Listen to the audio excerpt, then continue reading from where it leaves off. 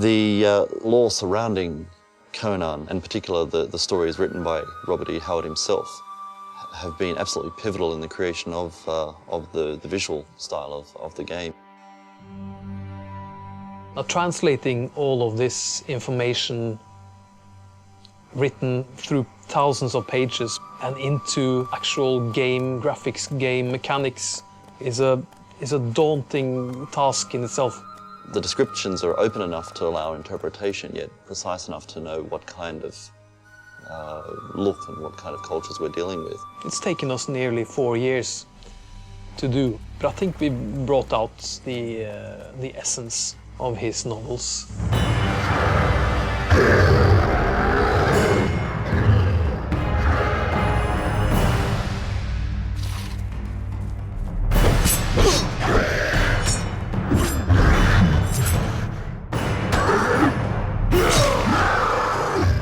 The overall guideline for the production of the visuals for this game has been to create something that is utterly believable to the player.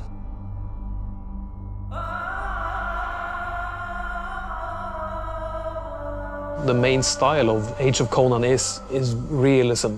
It's enhanced realism, a magic realism, as we call it. I would say that realism is a starting point with our game. But we've tried to take it beyond that, and part of that is through the mixing of very disparate, almost contradictory elements. This monster will populate one of our many dark dungeons.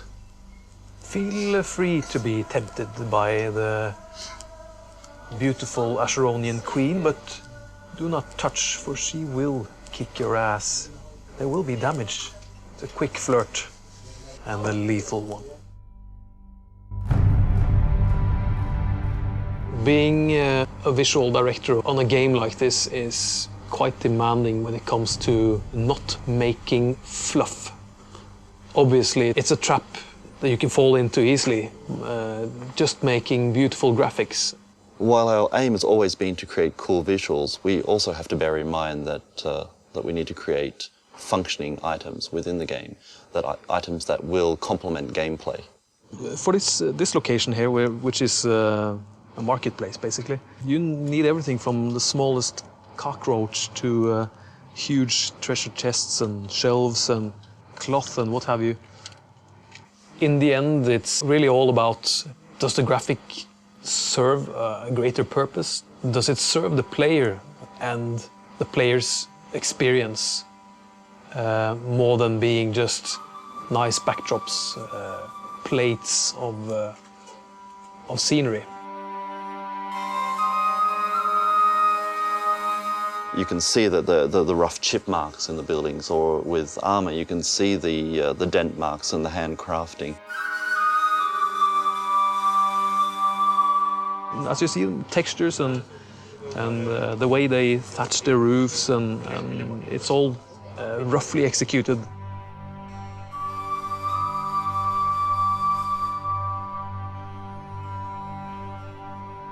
So the overall goal that we've had is to create internally consistent cultures, but also within those cultures or across the board, creating something that feels grounded in its world, so that things don't look like they were built yesterday, but feel like they've been standing potentially for thousands of years.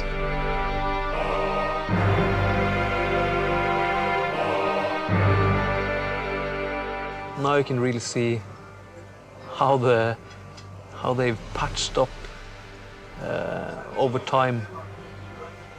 Started with a rough foundation and then added details and improvised as time went by.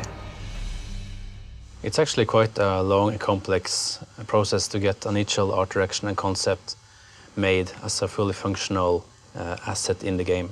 For example, a monster or something to wear, armor. All of that needs to be made in several stages till it actually appears in the game as something that is usable. So having a good planning period, that's what the concept artist does. He plans every detail and makes it much easier for the artists and modelers to execute. Player's standing in terms of evil or less evil or good is actually reflected in his outfit and his appearance. If you choose to be a demonologist in the game, then you will feel no pain when flames scorch your flesh. A demonologist will give in to his demons, and flames will burst out from within. Inner flames and inner demons, there's always a sacrifice. There's always a price to pay. Yeah, you want to give the player the ability to shape his own appearance, both physically, his body, his face, his hair, his beard, all of this.